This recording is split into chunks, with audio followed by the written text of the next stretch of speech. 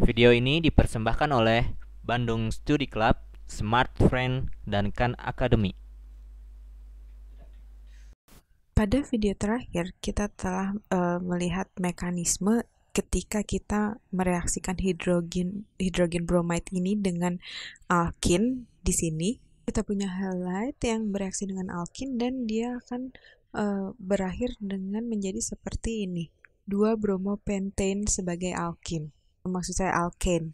Ketika kita membuat seperti itu, kita membuat arbitrary decision atau keputusan arbitrary. Jika kita lihat di sini, hidrogen ini sebagian positif karena unsur ini sangat elektronegatif, dan mungkin karena dia sebagian positif, dia bakal cepat bereaksi dengan karbon ini dan mencuri elektronnya. Atau bisa juga dia mengambil elektron dari karbon yang di sini. Tapi kita lihat yang mana yang lebih mungkin terjadi.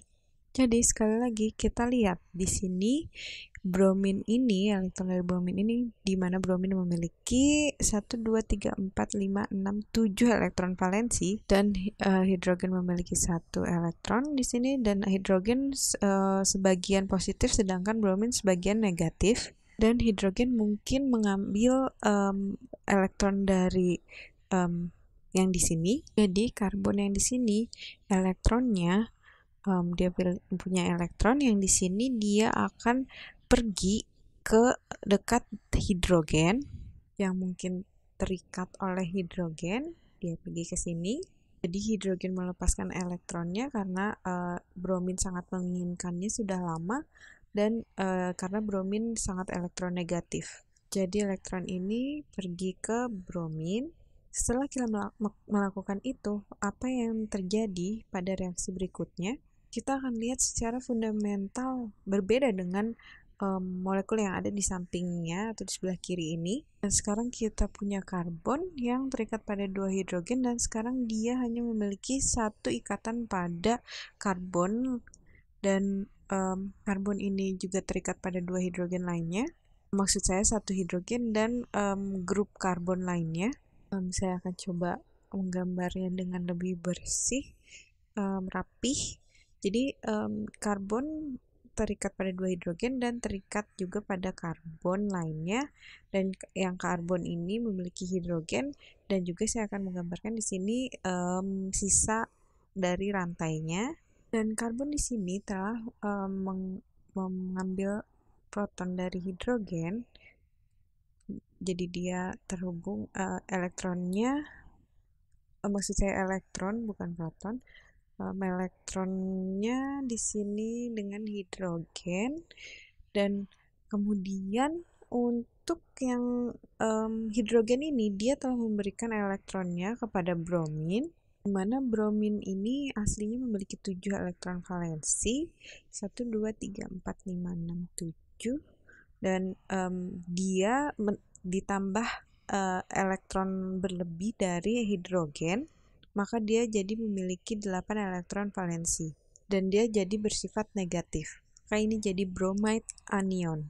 Dan sekarang karena karbon ini kehilangan elektronnya, maka dia jadi bersifat positif dan dia menjadi karbokation.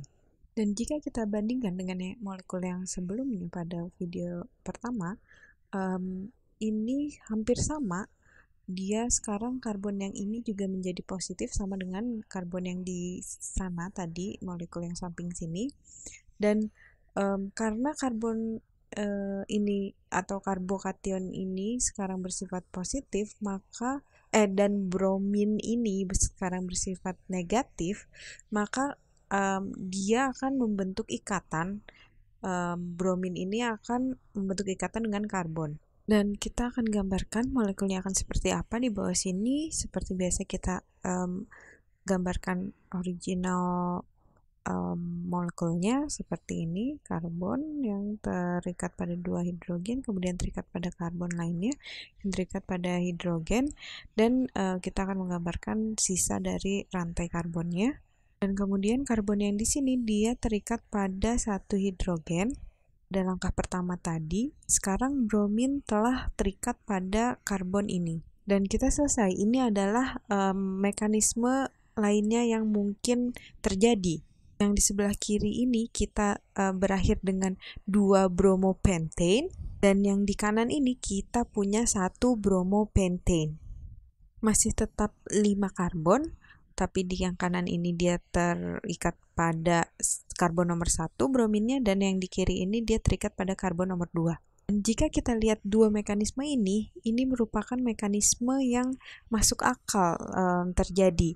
Tetapi jika Anda melakukan eksperimen, hasil produk yang akan didapat kemungkinan besar adalah yang sebelah kiri ini, karena ada yang sudah melakukan eksperimennya dan hasilnya adalah seperti ini, bukan yang di kanannya.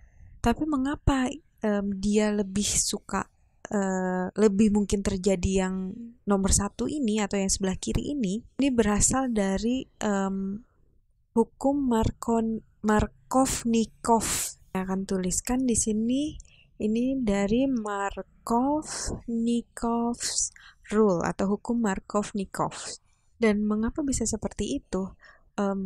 Tentang hukum Markov-Nikov ini ada dua cara. Anda bisa berpikir sebagai sesuatu yang sudah memiliki hidrogen berlebih, yang akan senang memiliki hidrogen tambahan.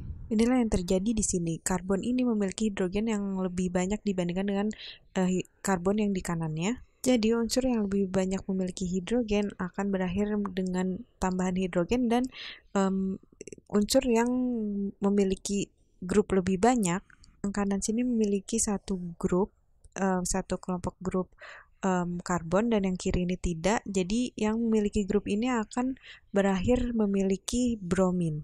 Jadi sesuatu yang memiliki hidrogen lebih akan berakhir dengan hidrogen lebih, dan sesuatu yang memiliki grup lebih maka dia akan berakhir dengan grup lainnya.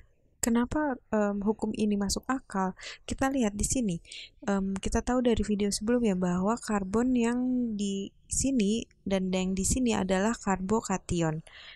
Dan dalam rumus Markov-Nikov atau hukum Markov-Nikov adalah mengenai karbokation mana yang lebih stabil dan yang mana yang memiliki level energi yang lebih rendah. Untuk karbon yang di sini dia bersifat negatif, tapi dia juga terhubung dengan karbon lainnya, jadi dia membagi elektronnya. Jadi awan-awan elektronnya berbagi oleh karbon lainnya, yang membuat dia lebih stabil. Dan untuk karbon yang di kanannya ini dia hanya terikat pada satu karbon lainnya, jadi tidak banyak yang bisa dibagi. Dan yang sebelah kiri ini terikat pada 2 karbon lainnya. Dan secara umum, jika Anda terikat pada hanya satu karbon lainnya, maka Anda bisa menyebutnya sebagai primary carbon. Dan karena ini karbokation, maka menjadi primary carbokation. Dan yang di sebelah sini dia terikat pada 2 karbon lainnya, maka dia menjadi secondary carbon. Dan karena dia adalah karbokation, maka ini adalah secondary carbokation. Jadi secondary carbokation lebih stabil dibandingkan dengan primary carbokation. Dan jika kita punya 3 atau dia terhubung lagi dengan karbon lainnya, jadi kita punya 3 karbon, maka dia jadi tertiary carbon yang lebih stabil dibandingkan dengan secondary carbon. Jadi 3 lebih stabil dari 2 dan 2 lebih stabil dari 1. Jadi hukum Markov-Nikov adalah di mana karbokation yang lebih stabil. Karena karbon yang di kiri ini punya 2 tetangga karbon untuk berbagi elektron, dan yang di kanan sini hanya memiliki 1 tetangga untuk berbagi elektron, maka yang di kiri ini lebih mudah bereaksi karena dia lebih stabil. Jadi Anda akan mendapatkan produk 2 bromopentane dibandingkan dengan 1 bromopentane. Video ini dipersembahkan oleh Bandung Study Club, Smart Friend, dan Khan Academy.